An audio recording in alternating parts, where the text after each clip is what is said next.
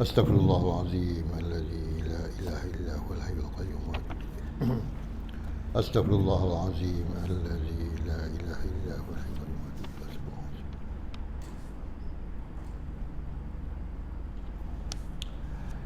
إلى حضرة النبي صلى الله عليه وسلم وعلى آله وأصحابه الكرام شيء لله لهم الفاتحة. أعوذ بالله من الشيطان الرجيم. بسم الله الرحمن الرحيم. الحمد لله رب العالمين الرحمن الرحيم مالك يوم الدين إياك نعبد وإياك نستعين اهدنا الصراط المستقيم صراط الذين أنعمت عليهم غير المغضوب عليهم ولا الضالين آمين. Assalamualaikum warahmatullahi taala wabarakatuh. Alhamdulillahirabbil alamin wassalatu wassalamu ala asyrafil anbiya wal mursalin wa ala alihi wa ashabihi ajmain. Amma ba'd. Yang dihormati pengerusi Masjid Batu 17, Tuan Haji Marti, Tuan-tuan Imam, Tuan Bilal, Tuan Siak, ahli-ahli jawatan kuasa masjid, tuan-tuan dan puan-puan yang dirahmati Allah. Alhamdulillah, terlebih dahulu kita banyakkan kesyukuran kepada Allah Subhanahu wa taala kerana pada malam ini kita dapat bertemu sekali lagi di masjid yang mulia dan berkat ini untuk kita menambahkan sedikit lagi ilmu kita berkaitan dengan alam kematian dan alam akhirat. Mudah-mudahan Allah Subhanahu wa taala memberkati kehidupan kita dan mengurniakan taufik dan hidayahnya kepada kita semua, insya-Allah. Baiklah tuan-tuan dan puan-puan, pada malam ini kita terus kepada membincangkan seterusnya apakah yang disoal ataupun yang ditanya oleh Allah Subhanahu wa taala kepada para anbiya, para nabi, yang ada kitab tu muka surat 165 tu kan. Jadi di akhirat besok para nabi juga semua umat mukminin, orang-orang beriman akan berjumpa dengan Allah Subhanahu wa taala. Terutama sekali para nabi dan para rasul ini, tuan-tuan dan puan, akan disoal tentang tanggungjawab yang mereka jalankan sebagai seorang rasul dan sebagai seorang nabi. Apakah mereka telah menyampaikan risalah ataupun apakah mereka telah menyampaikan perintah-perintah Allah kepada umat dia, Dan kalau kita membaca Al-Quran, kita akan jumpa bahawa 25 orang Nabi-Nabi dan Rasul ini wajib kita percayai. Jadi 25 orang Nabi-Nabi dan Rasul-Rasul ini tidak dapat lari daripada soalan-soalan yang akan ditujukan kepada mereka oleh Allah Subhanahu wa taala untuk melihat dan menilai setiap orang Nabi itu dan setiap orang Rasul itu apakah mereka telah jalankan tanggungjawab mereka ataupun sebaliknya. Sebab penilaian itu bukan sahaja sebenarnya Allah SWT telah mengetahui, tetapi penilaian itu bukan sahaja disoal para Rasul dan para Nabi itu, tetapi disoal juga umat mereka. Umat mereka akan ditanya juga. Contohnya kalau umat Nabi Nuh akan ditanya. Pertama sekali ditanya Nabi Nuh dahulu, kemudian akan ditanya umat dia. Selari tak jawapan dia? Sama tak jawapan Nabi Nuh dengan jawapan umat dia? Jadi kita di akhirat besok akan jumpalah para rasul dan para nabi ini akan disoal dan umatnya akan disoal, dan akan ada percanggahan jawapan nabi-nabi tersebut dengan umatnya, tuan-tuan dan puan. Jadi untuk mengadili keadaan sedemikian, untuk menyelaraskan dan mengadili keadaan sedemikian, maka umat Nabi Muhammad sallallahu alaihi wasallam dan Nabi Muhammad sallallahu alaihi wasallam sendiri akan menjadi saksi kepada umat-umat yang lain. Jadi timbul persoalan, macam mana pula Nabi Muhammad, umat dia yang terkemudian sekali, nak jadi saksi kepada umat-umat yang dahulu, umat Nabi Nuh, umat Nabi Hud, umat Nabi Saleh, umat Nabi Yusuf, dan umat Nabi Ibrahim, Nabi Isa, Nabi Musa dan nabi-nabi yang lain. Yang nak jadi saksi umat Nabi Muhammad sallallahu alaihi wasallam. Itulah dia kelebihan umat Nabi Muhammad yang dikurniakan oleh Allah Subhanahu wa taala. Boleh menjadi saksi walaupun Umat Nabi Muhammad ni adalah umat terakhir dan Nabi Muhammad adalah Nabi terakhir, tapi akan mempunyai kemampuan untuk menjadi saksi kepada umat-umat yang lain. Dan kita juga adalah umat Nabi Muhammad SAW akan menjadi saksi kepada umat-umat yang lain, insya-Allah tuan-tuan, di akhirat besok. Di akhirat ni ada perbezaan lah dengan di dunia ni tuan-tuan ya. Jadi saya teruskan lagi, itulah yang difirmankan oleh Allah Subhanahu wa taala dalam surah Al-Baqarah ayat 143 yang bermaksud, dan demikian pula kami telah menjadikan kamu, wahai umat Islam, kami telah menjadikan kamu, yakni umat Islam, umat yang adil dan pilihan, agar kamu menjadi saksi atas perbuatan manusia, dan agar Rasul kamu, iaitu Rasul Muhammad sallallahu alaihi wasallam, menjadi saksi atas perbuatan kamu. Jadi Allah jadikan umat Nabi Muhammad ni sebagai saksi, sebagai umat yang adil, yang jadi saksi kepada umat-umat yang lain. Allah tak pilih umat lain. Allah tak pilih umat Nabi Musa ke, Allah tak pilih umat Nabi Hud ke, Allah tak pilih umat Nabi Saleh ke, walaupun mereka mungkin ada bertemu dengan umat-umat yang lain. Dipilih umat yang terakhir sekali. Dan Allah memberikan sifat keadilan itu kepada umat Nabi Muhammad sallallahu alaihi wasallam. Jadi umat Nabi Muhammad ni umat yang Allah berikan kemampuan dan keupayaan untuk mengadili, dan menjadi saksi kepada umat yang lain, kepada manusia yang lain. Dan Nabi Muhammad sallallahu alaihi wasallam akan menjadi saksi pula kepada umatnya sendiri. Jadi umat Nabi Muhammad akan jadi saksi kepada umat-umat yang lain, dan Nabi Muhammad akan jadi saksi kepada umatnya sendiri, umat Nabi Muhammad sallallahu alaihi wasallam. Jadi kita ni tuan-tuan dan puan-puan rahmat Allah, di akhirat besok kita ni sebagai umat Nabi Muhammad, kita jadi saksi. Walaupun kita tak pernah lihat, tak pernah jumpa pun umat-umat dahulu, tak pernah tahu pun umat Nabi Yusuf, tak pernah tahu pun Nabi Hud, tak pernah bercampur dan bergaul dan berjumpa dengan mereka, tapi besok kita akan jadi saksi. Itulah kelebihan umat Nabi Muhammad sallallahu alaihi wasallam yang dikurniakan oleh Allah di akhirat besok. Di hari akhirat besok kita jadi saksi tuan-tuan dan puan. Menurut pendapat sebagian ulama, bahawa semua umat Nabi Muhammad sallallahu alaihi wasallam akan bersaksi pada hari itu. Tak ada seorang pun yang terlepas. Semua akan jadi saksi tuan-tuan. Umat Nabi Muhammad ni adalah umat yang dipilih untuk jadi saksi di akhirat besok. Jadi pendapat ulama mengatakan bahawa semua umat Nabi Muhammad akan menjadi saksi pada hari itu, kecuali, ada kecuali dia, kecuali mereka yang di hatinya ada kebencian terhadap saudaranya yang lain. Itu tak jadi saksi. Orang yang ada sifat benci, membenci, memusuhi, bermusuhan dengan saudara-saudaranya semasa hidup kat dunia dulu, tak selesai lagi. Dalam hidup masa kat dunia dulu, saling bermusuhan, saling benci, membenci, saling fitnah, memfitnah, saling melakukan khianat dan kemusnahan kepada saudara-saudaranya yang lain. Kita sama-sama kita membenci antara satu sama lain. Kita umat Nabi Muhammad ni, orang ni tak terpilih. Mereka tidak terpilih untuk jadi saksi.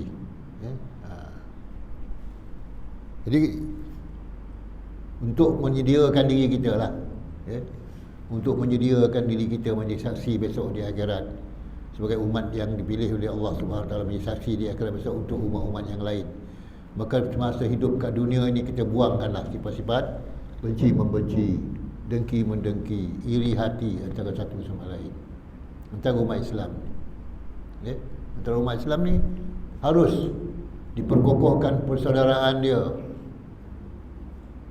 Sebab itu tuan-tuan dan puan, bila Rasulullah sahaja berpindah saja ke Madinah, apa yang Rasulullah buat dahulu, iaitu mempersaudarakan orang-orang Islam.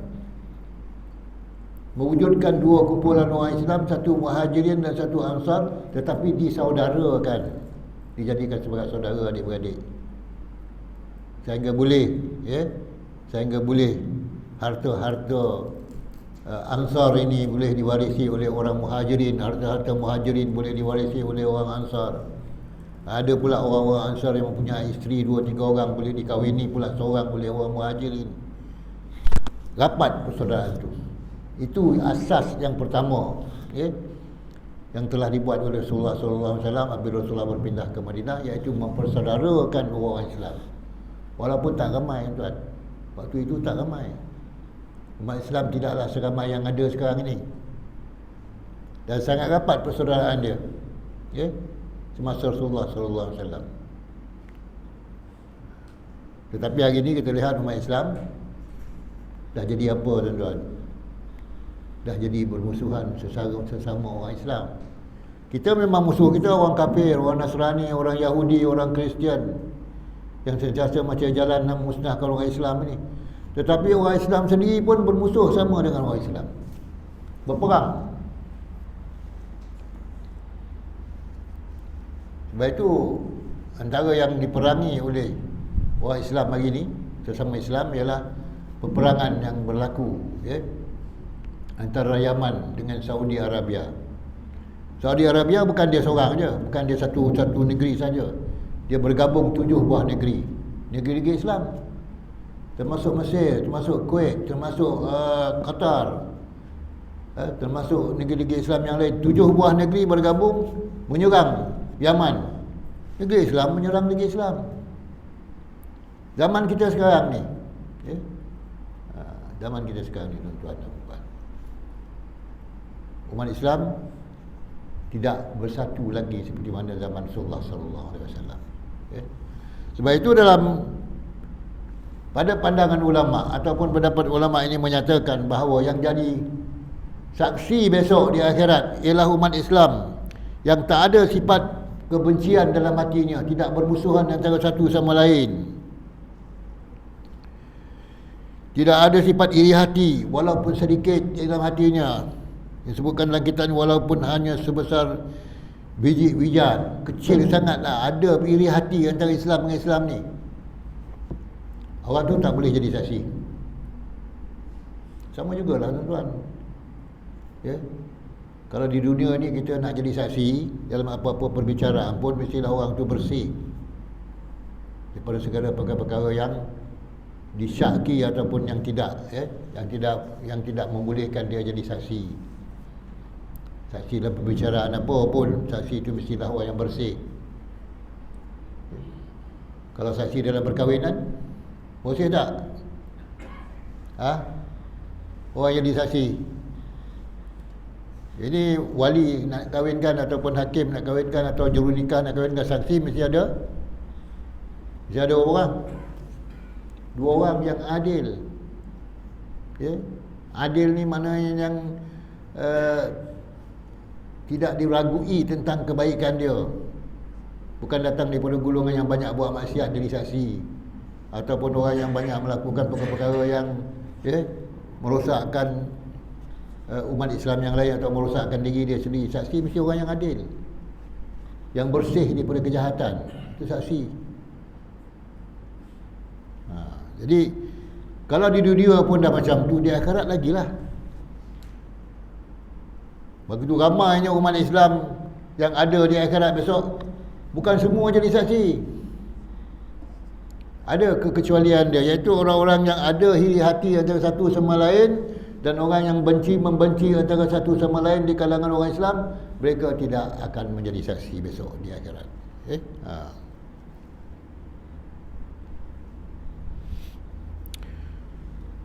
Peristiwa mengadili umat ini, mengadili umat-umat yang lain, yang untuk menentukan kesahihan apakah umat-umat tersebut telah menerima risalah ataupun telah disampaikan risalah ataupun telah sampai ke hukum hakam yang dibawa oleh nabi-nabinya.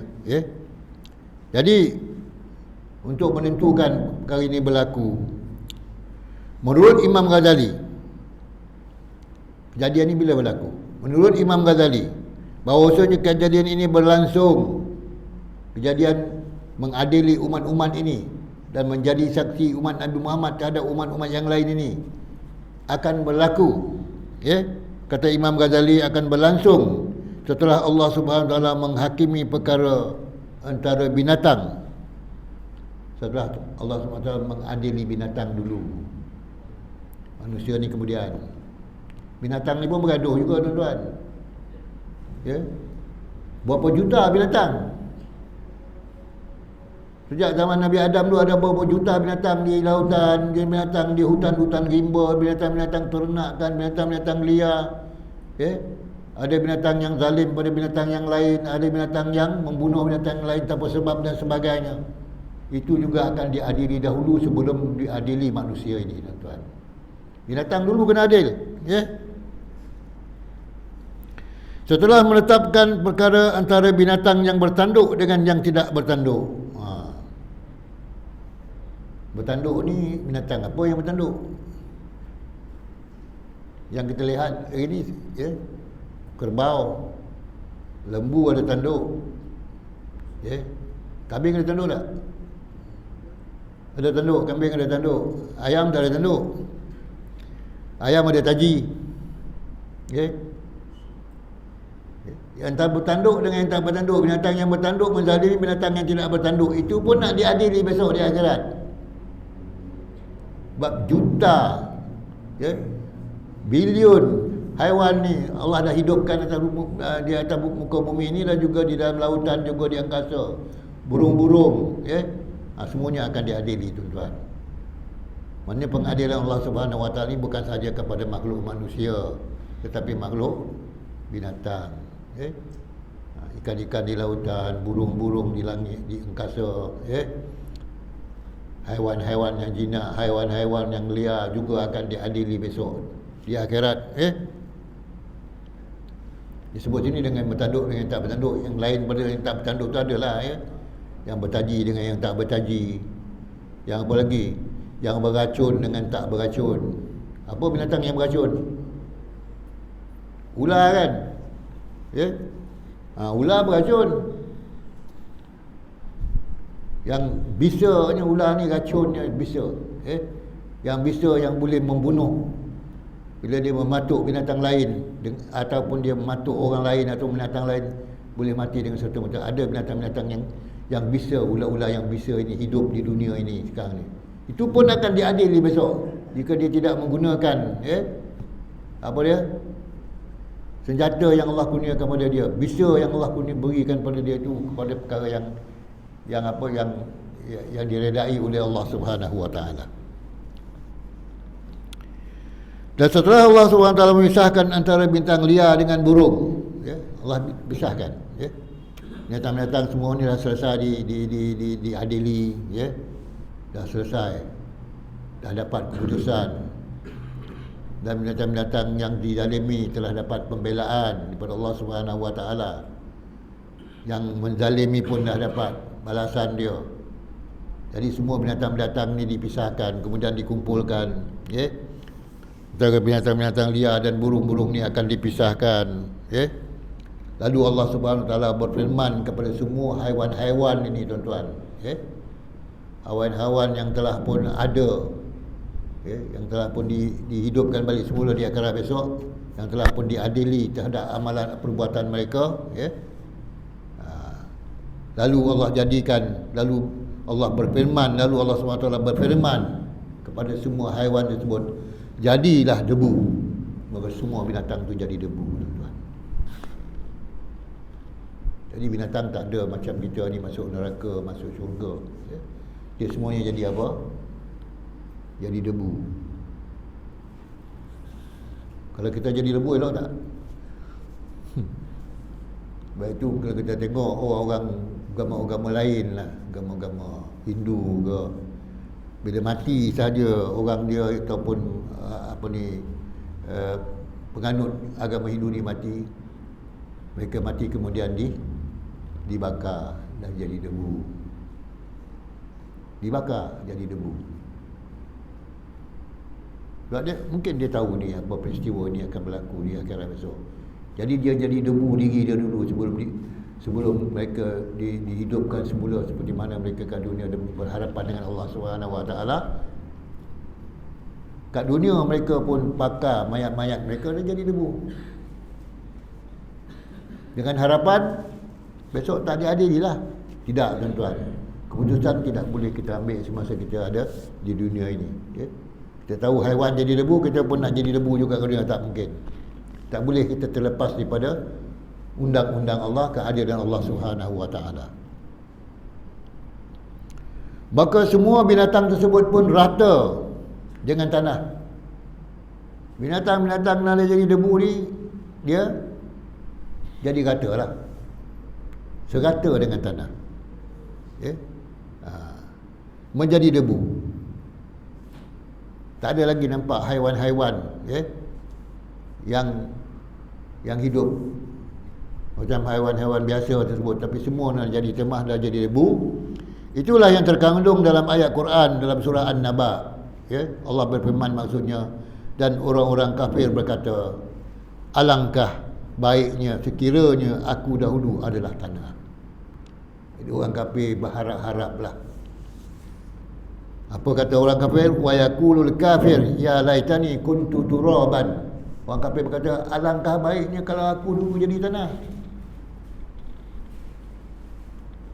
Kalau dah jadi tanah senang kira tak, tuan? Kita ni memang daripada tanah. Dan balik masuk dalam tanah. Ya? Kita memang daripada tanah. Ya?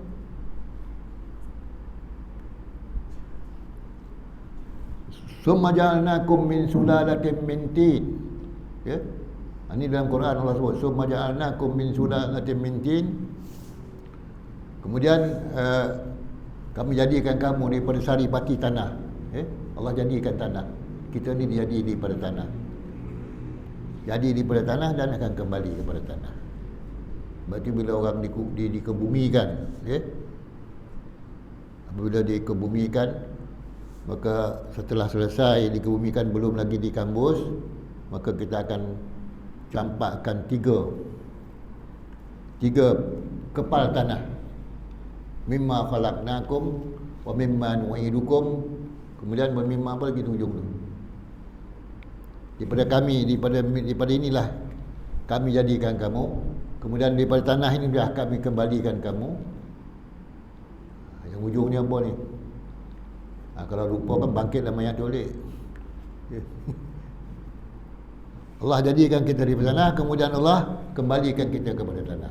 Kemudian yang ujungnya tu, ya Arhamar Rahimin, macam itulah, tuan, ya. Jadi manusia bukanlah, ya, sama macam binatang, pengadilan yang Allah bagi. Binatang selesai pengadilan, mereka semuanya jadi debu. Kita selesai pengadilan, banyak lagi yang kita akan harungi, yang kita akan hadapi, ya? Banyak lagi, tuan-tuan.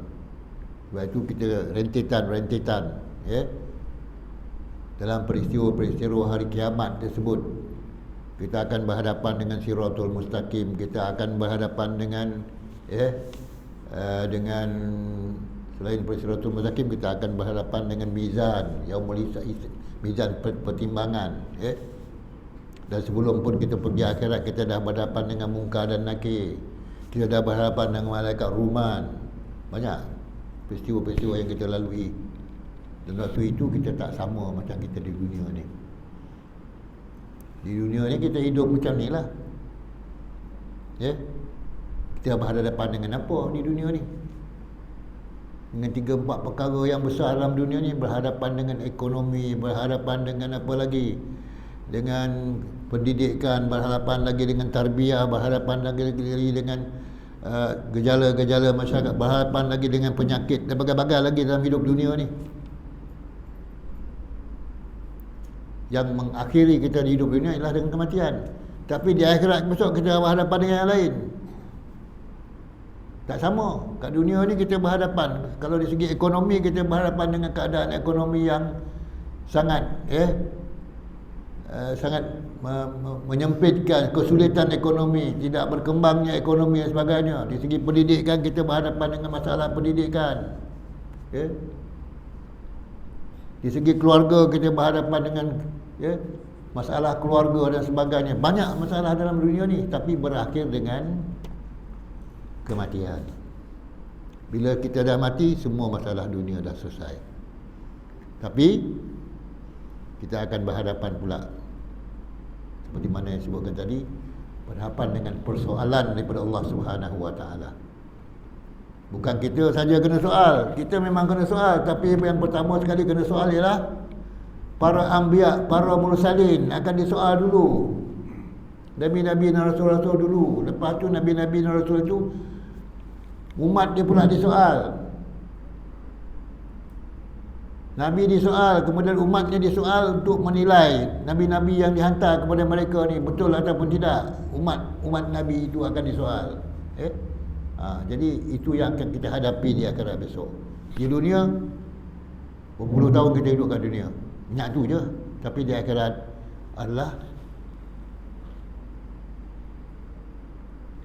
masa yang kekal di akhirat, kekal abadi, sehinggalah kita dimasukkan ke syurga atau masukkan ke neraka, kekal. Tidak ada kematian di akhirat. Sebab akhirat Allah ambil kematian tu dah, dicabut kematian tu dan kematian dah tak ada lagi.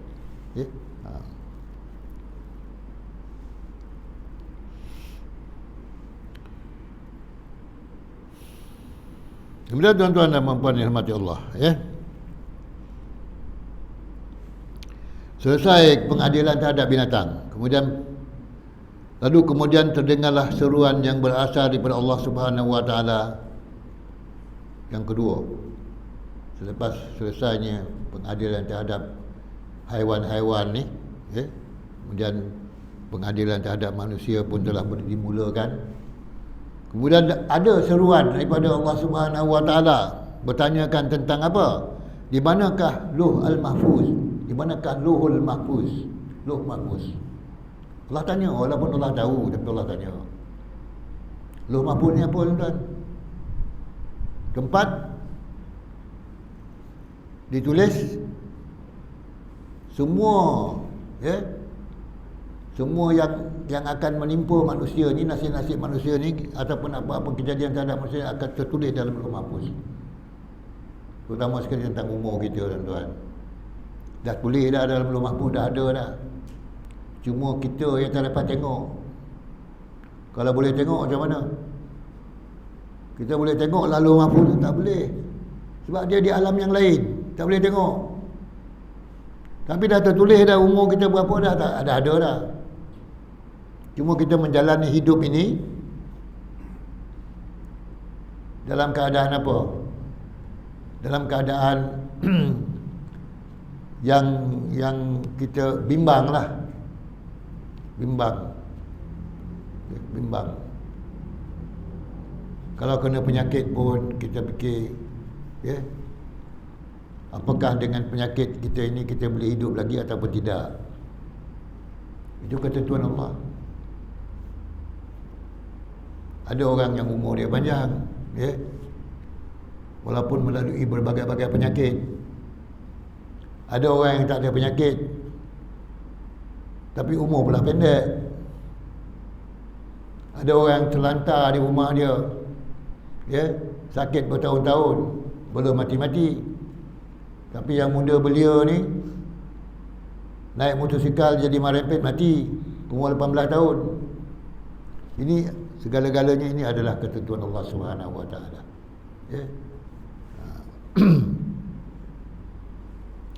Jadi Allah tanya, mana Lauh Mahfuz? Tempat dituliskan segala-galanya terhadap dunia ini, terhadap alam ini, terhadap makhluk ini, semua ada dalam Lauh Mahfuz. Lalu Lauh Mahfuz itu pun didatangkan lalu kepada Allah Subhanahu Wa Taala. Lauh Mahfuz itu dibawa kepada Allah. Lalu Allah SWT bertanya kepadanya, tanya kepada Lauh Mahfuz. Apa yang Allah tanya kepada Lauh Mahfuz? Di manakah isi Injil? Di manakah isi Taurat? Di manakah isi Zabur? Dan di manakah isi Al-Quranul Karim yang ada dalam Lauh Mahfuz ini? Mana pergi kan? Kalau kita tanyalah, mana perginya Quran, Taurat, Injil, Zabur yang tertulis dalam Lauh Mahfuz, pergi mana? Yang tertulis di dalam Lauh Mahfuz itu. Lalu Lauh Mahfuz tersebut menjawab, ya Allah, sesungguhnya Ruhul Amin. Lauh Mahfuz jawab apa? Ya Allah, sesungguhnya Ruhul Amin. Siapa dia Ruhul Amin? Malaikat Jibril.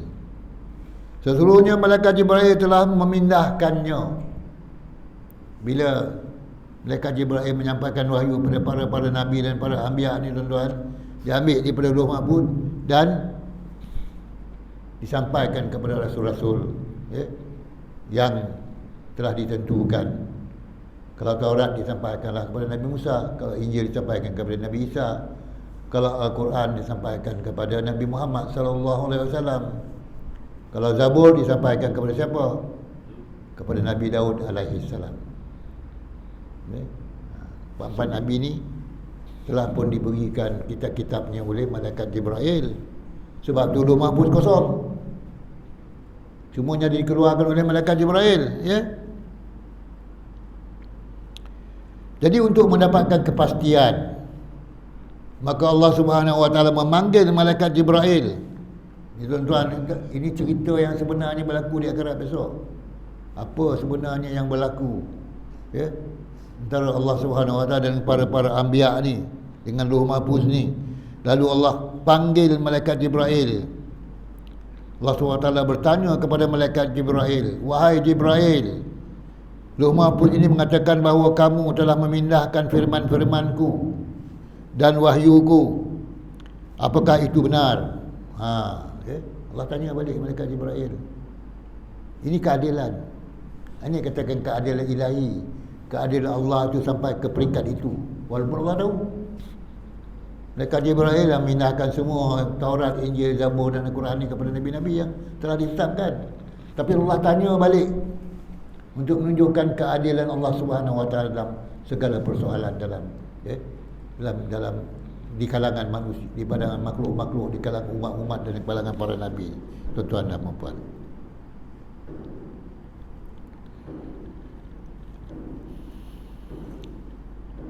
Jadi Malaikat Jibril menjawab, ya, Jibril pun menjawab, benar wahai Allah, ya. Lauh Mahfuz kata isi kitab-kitab ni semua dah dibawa oleh Malaikat Jibril, diberi kepada para nabi. Dan Allah tanya balik Malaikat Jibril, betulkah ataupun tidak? Maka Jibril pun menjawab, benar wahai Allah. Lalu ia ditanya, lalu apa kamu perbuat terhadapnya? Apa yang kamu buat dengan isi-isi Al-Quran, isi-isi Taurat, isi-isi Injil dan isi-isi Zabur ini? Jibril pun menjawab, aku menurunkan Taurat kepada Musa, Zabur kepada Daud, Injil kepada Isa dan Al-Quran Al-Karim kepada Muhammad sallallahu alaihi wasallam. Aku telah memberikan seluruh risalah kepada para rasul dan aku telah memberikan kepada seluruh umat sahifah mereka masing-masing. Jadi Jibril dah jalankan tugas dia, dah jalankan tanggungjawab dia. Walaupun Allah tahu, tetapi Allah tanya balik. Okay? Allah tahu kita pun Allah akan tanya balik. Ya? Walaupun Allah tahu kita ni dah dirikan solat kita, dah dirikan, dah menunaikan puasa, dah menunaikan zakat, dah pergi haji, Allah tanya balik. Bagaimana kita melaksanakan semua hukum-hukum Allah ni, dia kena tanya balik. Bukan Allah tak tahu, Allah tahu. Cuma nak memastikan untuk menunjukkan keadilan Allah Subhanahu Wa Taala. Baik, sekali itu lalu tuan-tuan, ya. Godok pun dah bunyi. Ni godok surau ke godok masjid ni?